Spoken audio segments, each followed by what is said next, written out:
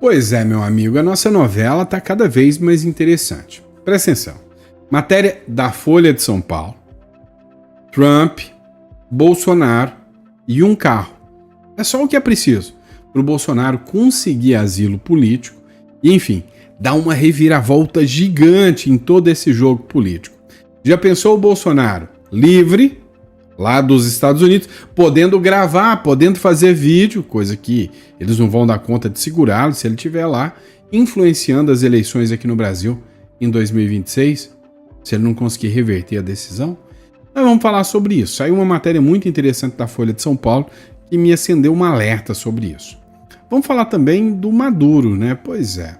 Você já viu falar no tal do El Pojo Carvajal. Ele você já conhece. Agora, tem uma outra figura muito conhecida da Venezuela também. É o Padrinho. Um dos líderes supremos atuais do exército venezuelano. Surgiu uma espécie de reunião que aconteceu agora entre a China e o Maduro. E a China está em todas, né? Acabou de entrar como alvo de uma discussão. Uma ação chinesa aqui em terras brasileiras levantou a atenção dos americanos. Os americanos querem saber. Teve uma operação que aconteceu dentro do Brasil, pelos chineses, e que os Estados Unidos falou tem coisa errada aí. Pediu esclarecimentos para o Brasil acerca dessa negociação. Tem gente que fala, né, acerca de influência brasileira nessa história aí, nesse negócio da China, se é que a gente pode dizer assim. Vamos lá, outra matéria que eu quero conversar com vocês. O PT, de novo o PT, acionou a Procuradoria-Geral da República e fez acusações contra o partido do Bolsonaro. Mas essas acusações que eles fizeram têm um motivo sórdido. E eu vou te explicar qual seria este motivo, tá bom? Então, fiquem todos ligados, nós vamos falar também de um caso de prisão, né, uma prisão no exterior, acerca de um julgamento de extradição, enquanto a deputada brasileira aguarda a extradição, ela permanece presa na Itália. Nós vamos falar sobre isso aqui também, tá? Então tem muita informação importante, não esqueça de se inscrever, curtir, compartilhar e bora pra cima. Eu sei que você quer saber de tudo que está acontecendo no Brasil e no mundo e a gente está aqui pra gente bater mais um papo. Vamos lá, você deve estar sabendo que teve a ordem do ministro Supremo Alexandre de Moraes que determinou que a polícia comece a monitorar a casa do Bolsonaro. Uma decisão, né, absurda. Inclusive, a Polícia Federal pediu que policiais ficassem dentro da casa do Bolsonaro. Várias pessoas se manifestaram, o Jeffrey Chiquini, por exemplo, e muitos outros também. Eles se manifestaram no sentido de que essa decisão é absurda, sem precedentes. A Polícia Penal do Distrito Federal começou nesta quarta-feira a monitorar de forma integral o entorno da casa do ex-presidente Bolsonaro, dentro do condomínio onde mora, na região do Jardim Botânico. Tá, isso aqui é notícia velha, você deve ter ficado até bravo comigo. Olha, o Santo tá me trazendo notícia velha. Calma, calma, não é à toa que eu coloquei essa notícia, que é de ontem. A de ontem já é velha, né? É porque tem um motivo. Lembra que o dia que o Lindbergh Farias fez um vídeo declarando que o Bolsonaro poderia fugir, eu fiz uma explicação para vocês sobre a aplicação, né, da questão consular e diplomática, que sim, o Bolsonaro poderia literalmente ter um asilo político de forma muito fácil, causando assim um conflito diplomático aqui no Brasil. Dá uma olhada nessa matéria da Folha de São Paulo só para confirmar aquilo que eu te falei. Bolsonaro poderia sim buscar asilo até dentro de um carro consular, exatamente aquilo que eu expliquei para vocês. A Convenção de Viena sobre Relações Diplomáticas diz, dentro do seu artigo 22, que os meios de transporte das missões diplomáticas não poderão ser objeto de busca, requisição, embargo ou medida de execução. Assim, o ex-presidente poderia causar um incidente internacional se fosse recolhido em casa por qualquer veículo identificado com placa de serviço consular, a antiga placa azul. Ou seja, A ordem que foi dada pelo ministro Alexandre de Moraes, como todo mundo percebeu, era justamente para que o Bolsonaro não pudesse escapar. A ordem dada nesta terça-feira pelo ministro Alexandre de Moraes, do Supremo Tribunal Federal, para que a Polícia Federal fique lá 24 horas por dia e vigie a casa de Bolsonaro, é uma medida que busca evitar que o ex-presidente entre em um carro de qualquer embaixada ou consulado e requeira asilo diplomático. Agora, a grande questão é a seguinte: será mesmo que o Bolsonaro tem interesse de fugir? Porque o que não faltou para ele foi chance, né, de fugir. E aí, olha só, dentro da Convenção de Viena, se o Bolsonaro entrasse dentro de um carro e tivesse sendo conduzido à embaixada americana, por exemplo, se houvesse qualquer tentativa de interceptar o carro, se esse carro fosse alvo de um tiro que fosse, era como se o território norte-americano tivesse sido atacado. Seria algo suficiente e necessário para explodir uma guerra no Brasil contra os Estados Unidos. Seria como se o Brasil tivesse ido lá nos Estados Unidos e jogado uma bomba lá. É a mesma coisa que aconteceria se um órgão governamental, né, se o governo brasileiro atacar, por exemplo, um carro americano aqui. Entenderam? O jogo não é brincadeira, não. E aí, a gente já teve um caso assim semelhante, bem semelhante. Você já ouviu falar do caso do cardeal Joseph? É o seguinte, o cardeal Joseph viveu por muito tempo na embaixada de Budapeste. Um momento, sabe, trágico da guerra, né, mundial. Joseph foi um cardeal católico romano ordenado logo após a Segunda Guerra Mundial, que resistiu firmemente aos governos fascistas e mais tarde ao governo comunista que governara uma Hungria. Sua feroz oposição ao novo regime levou à sua prisão em 26 de dezembro de 1948. Presta atenção nisso aqui. Ele foi acusado de traição e conspiração. Vocês já perceberam que é sempre a mesma coisa? Esses governos comunistas, sempre a mesma coisa? Ele foi forçado a confessar uma série de crimes, incluindo roubo de joias. Olha só que isso aqui aconteceu lá em 48. Então ele foi acusado de roubo de joias, né, da Hungria. E o planejamento, né, de uma terceira guerra mundial, e que uma vez vencida a guerra pelos americanos, ele próprio assumiria o poder político da Hungria. Ou seja, parece que vão-se os dedos, ficam os anéis, né? Ou seja, sempre a mesma historinha. Sempre o mesmo modus operandi da esquerda. Vamos lá, pessoal. A gente está fazendo uma cobertura completa sobre esse caso do Nicolás Maduro. Interessantíssimo esse caso. Agora, dá uma olhada nessa matéria aqui. A China tá bem alinhada e mandando ali, né, uma colherzinha de pau sempre nessa história da Venezuela. Dá uma olhada nessa matéria aqui publicada pelo Ivan Kleber. Olha só, a Venezuela e China. O Ministério da Defesa da Venezuela e o embaixador chinês do país estiveram reunidos nessa terça-feira, dia 26. O Padrino Lopes e Lan Hu se juntaram, né, para analisar o progresso e a perspectiva da cooperação bilateral entre as duas nações. Entre nós, né? Olha, a maioria dessa turma, quando o bicho pega, eles correm para pedir ajuda para a China, né? No caso aqui, a gente já percebe que a China não vai fazer nada. Estão perdendo tempo em achar que esse negócio de falar com a China, de chamar a ajuda da China, é uma conversa daqui, é uma ligaçãozinha dali que não dá em nada. Inclusive, foi feita até uma matéria falando que o pessoal da China se opunha à invasão do governo Trump contra a Venezuela. Conversa fiada. Dá uma olhada nessa matéria da Gazeta do Povo. Quem é o Padrinho? Chefe do exército e braço direito de Maduro na Venezuela.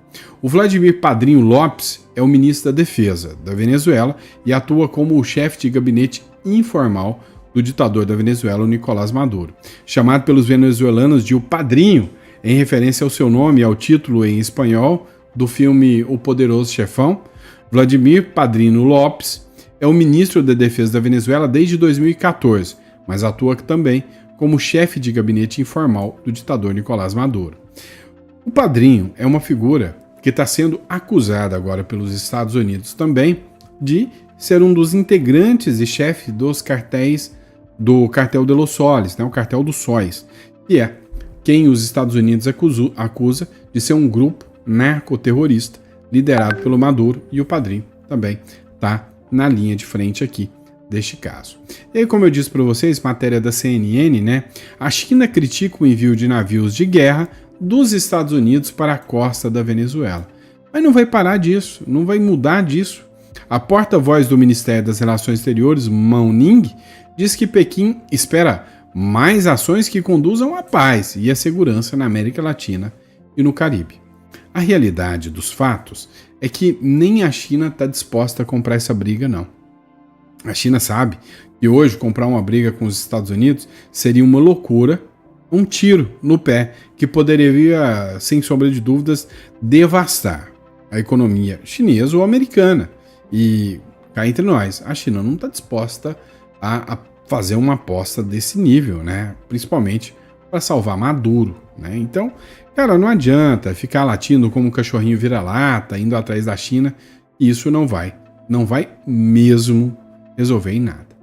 Mas sabe o que é interessante? Saindo da Venezuela e brotando aqui no Brasil, é impressionante, né? Essa turma, eles gritam muito sobre soberania, sobre defesa da soberania, mas na hora H é para a China que eles vão pedir ajuda, é para a China que eles vão se entregar, ficam literalmente quatro para a própria China, né?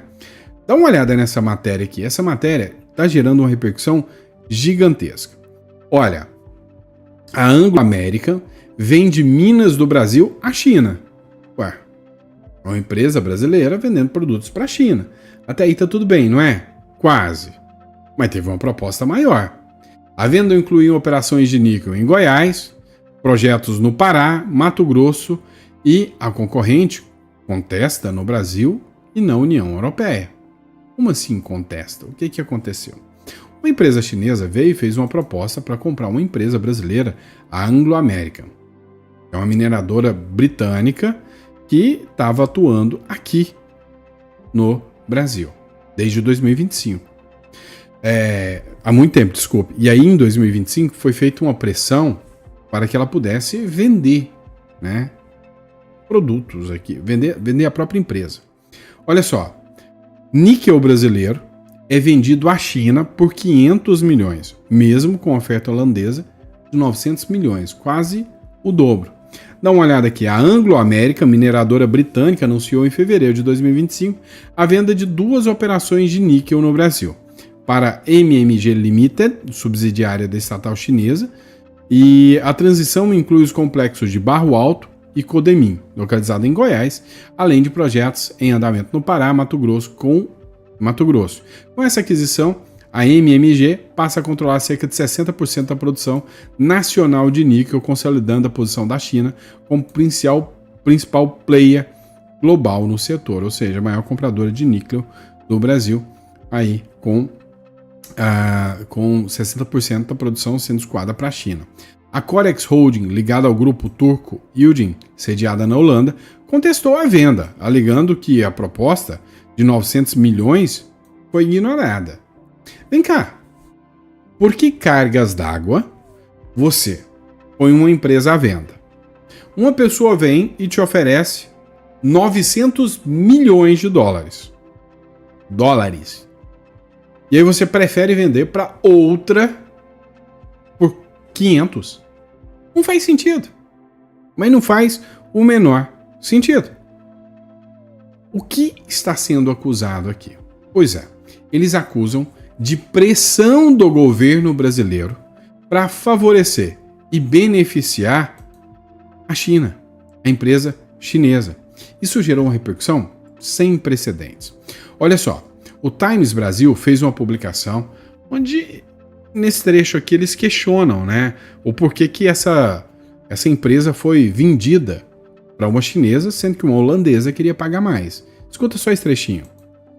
As siderúrgicas dos Estados Unidos enviaram uma carta ao representante comercial americano questionando a compra das minas de níquel da Anglo American no Brasil por uma mineradora chinesa. A associação que representa o setor pediu ao governo Trump que levante preocupações junto a Brasília. O argumento é que as instalações a serem adquiridas incluem operações integradas de mineração e de refino. Juntas, as reservas brasileiras e indonésias, já dominadas por Pequim, representam quase metade dos recursos totais de níquel do mundo. O Brasil tem a terceira maior reserva de níquel do planeta, atrás da Indonésia e da Austrália.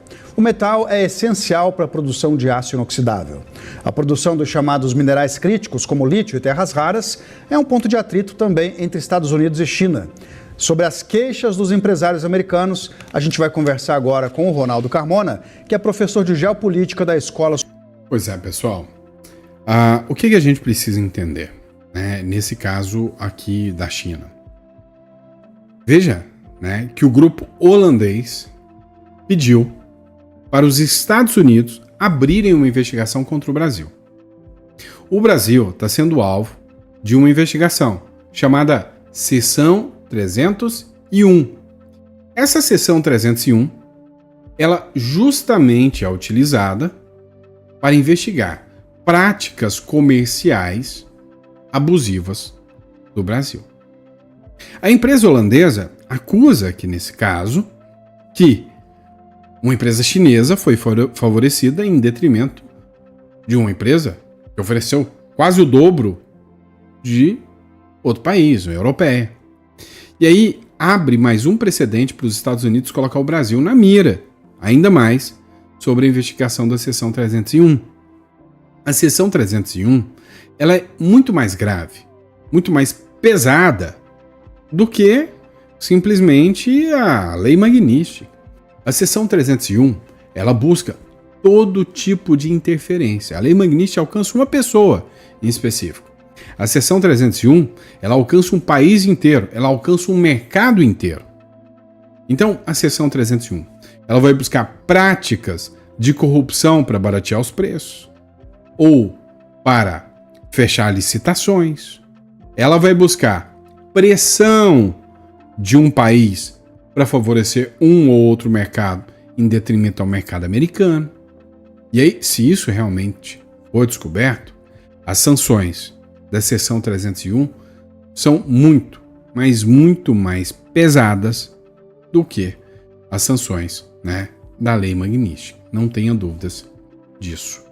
E aí, na sua opinião, teve pressão do Brasil para que fosse vendido a empresa por quase metade do valor ou é estratégia de mercado? O que é a sua opinião? Vamos lá, pessoal. Não para por aqui, né? Quando a gente pensa que já viu de tudo, sempre tem mais. O PT só pensa naquilo, literalmente. O PT acionou agora a PGR e acusou o Trump de influenciar o partido do Bolsonaro. Peraí, eu vou atrás do Bolsonaro. Eu vou atrás dos deputados, amigos do Bolsonaro. Agora, eu preciso derrubar também o partido do Bolsonaro. Segundo essa matéria do Metrópolis, o PT protocolou uma representação na Procuradoria-Geral da República pedindo uma investigação sobre uma suposta interferência do presidente dos Estados Unidos, o Donald Trump, no Partido Liberal, que é o PL, a legenda do Bolsonaro, né, da qual ele é afiliado.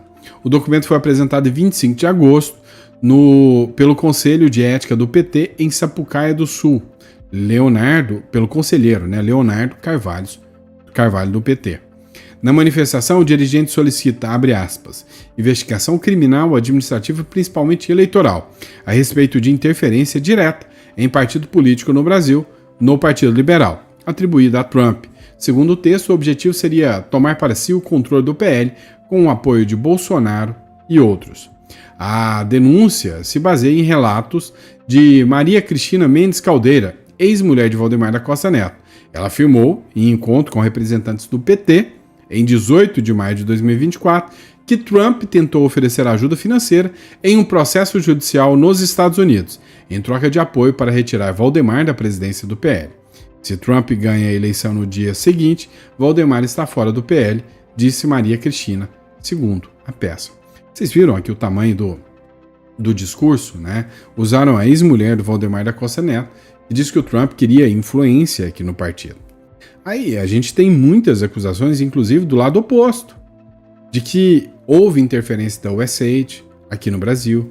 Teve até um presidente do Tribunal Superior Eleitoral que disse que teve várias reuniões com essa agência norte-americana que influenciou aqui no Brasil também.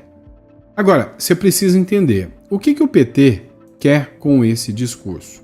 Eu te digo, o que eles já queriam lá atrás e não conseguiram. Caçar o PL. Olha essa matéria, só para refrescar sua memória, do dia 8 de fevereiro de 2024. Após a PF ligar o PL à tentativa de golpe, o senador pediu à Procuradoria-Geral da República investigação e cassação do registro do partido.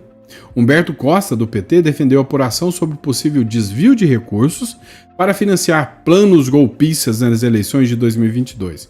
A investigação da PF apontou que endereço financiado pela sigla foi utilizado para discutir a minuta do decreto golpista. Ou seja, os caras não cansam, né? O Sanderson, à época, se manifestou, disse o seguinte, acabar com o PL é antidemocrático, diz a CNN, o presidente da Comissão de Segurança da Câmara. A verdade é que eles sempre quiseram, e não vão desistir tão fácil, de tentar pôr fim, ao Partido Liberal, ao PL. Agora, tem um caso. Há uma acusação contra o PT de um ex-general venezuelano, inclusive matéria da Record, que trata sobre esse caso. E a gente está falando do Hugo Carvajal, No caso aqui é sobre o Hugo Carvajal. Olha só, o ex-diretor de inteligência da Venezuela confessa crime de narcotráfico. Hugo El Pollo Carvajal pode pegar prisão perpétua nos Estados Unidos. Essa matéria não é antiga, a matéria é de ontem. O que acontece? O Hugo El Pollo Carvajal, ele fugiu para a Espanha. Chegando lá na Espanha, ele foi preso. Ao ser preso na Espanha, ele enviou uma carta ao juiz dizendo que ele sabia toda a rota dos recursos do narcotráfico. E para quem esses recursos foram? Inclusive, diz que tinham vários partidos de esquerda aqui no Brasil. Muitos que você já conhece muito bem. A deputada federal Carla Zambelli, na época, entrou com ação contra o PT, dizendo que o PT tinha recebido, através do Foro de São Paulo, dinheiro do narcotráfico da Venezuela. Em vez de investigar o caso, a Carla Zambelli foi investigada pela denúncia que ela fez. Agora, o Hugo Carvajal foi preso nos Estados Unidos e pode pegar prisão perpétua. Porém, as más línguas dizem que o Donald Trump fez uma proposta. Nessa proposta, se o Hugo Carvajal conta tudo que sabe, qual é a rede, quem participou, quem esteve envolvido, pode haver um acordo de delação premiada que pode reduzir a pena e muito do Hugo Carvajal. Só que o detalhe é que se esse acordo acontecer, literalmente vai colocar muita gente em pânico total. Eu tô torcendo para ver isso. Vamos lá, pessoal, matéria da Globo aqui, do G1. Zambelli seguirá presa até nova decisão no processo de extradição. Pois é, a situação da Carla Zambelli não tá nada fácil, Ela foi presa na Itália depois de se apresentar. Tem um pedido onde ela já foi condenada aqui no Brasil, ela já foi julgada e condenada, já não tem mais recurso, e o ministro do Supremo Alexandre de Moraes pediu a extradição da Carla Zambelli. A Carla Zambelli se entregou às autoridades e aí ela acabou sendo destinada à prisão. Muita gente levantou aqui vários questionamentos dizendo por que a Carla Zambelli foi para a Itália? Ela estava nos Estados Unidos, por que ela não ficou lá? Até eu me questiono qual foi o propósito dela de ir para a Itália, Mas o fato é que ela está presa ainda. A audiência em Roma, considerada foragida da justiça brasileira, a deputada federal Carla Zambelli vai seguir presa na Itália enquanto aguarda uma nova decisão do processo que julga a sua extradição para o Brasil, que pode levar anos, Zambelli voltou nesta quarta-feira a um tribunal de Roma, na Itália, para uma audiência dentro do processo, em que a justiça italiana analisa o pedido de extradição feito por autoridades brasileiras. A defesa da deputada, licenciada, também solicitava que ela aguardasse pela decisão em liberdade. A decisão dessa quarta-feira, no Tribunal de Apelação da capital italiana, determinou, sem decisão, E Zambelli terminou sem decisão e Zambelli, portanto, seguirá presa enquanto espera um novo julgamento e um parecer da justiça italiana. Ou seja, a Carla Zambelli vai continuar aguardando, né, em presídio lá dentro da Itália, né? Meu amigo, o caso da Zambelli foi o seguinte. Ela foi para a Europa e, até onde se sabe, ela pretendia fazer como o Eduardo Bolsonaro, né? Ela acreditava que pedido de extradição ia ser negado, que ela ia ser reconhecida como presa política, assim como o caso do Oswaldo Stacchio, né? Que também foi para a Espanha, mas está livre. E a Carla Zambelli foi para a Itália, mas não está livre. E ainda mais porque ela acreditou que na Itália ela teria um maior apoio, talvez, da própria Giorgia Meloni, que é hoje a primeira-ministra da Itália, né? Mas parece que não deu muito bom para Carla Zambelli, não. Vamos lá, pessoal. Outra matéria importante aqui. Vamos falar de imigração. Não, e não é propaganda. Ainda não, tá? O Consulado do Brasil em Lisboa alertou para brasileiros sobre risco de prisão. Sinceramente, é preocupante o resultado, né, final para pessoas que estão em situação irregular em Portugal. Vão ser presas. Vão ser presas. É por isso que eu sempre falo para vocês, a pior hipótese que você tem é estar numa situação irregular em outro país. Eu quero que você entenda o seguinte, tá? Quando você tem algum problema criminal, seja o que for, você não consegue residência em lugar nenhum. Então, você tem que criar um plano para se proteger enquanto você não tem esse problema. O Consulado do Brasil em Lisboa divulgou nesta segunda-feira um alerta e uma série de orientações aos brasileiros sobre o início das operações da Unidade Nacional de Estrangeiros e Fronteiras, UNICEF, iniciada na quinta-feira, para que evitem situações que possam levar à prisão por irregularidades. Se você está me assistindo, você está em Portugal, tá? Está em situação irregular, você pode parar na cadeia. Segundo a postagem, a nova unidade subordinada à Polícia de Segurança Pública de Portugal tem competência legal para controlar a permanência de estrangeiros em território português, bem como realizar processos de retorno voluntário e expulsão e afastamento coercitivo. A criação da unidade tem como objetivo fiscalizar e controlar a imigração ilegal em todo o território português, né? Hoje é furada você tá como imigrante legal. E aí eu sempre falo para vocês, né, o caso que aconteceu aqui, por exemplo, né, dos presos do 8 de janeiro, que literalmente tiveram que ir para outro país, né, outro lugar, e de repente chegam naquele lugar, sabe, sem um documento, sem a possibilidade de estar naquele lugar, e aí acaba sendo foragido, vive com medo a vida inteira.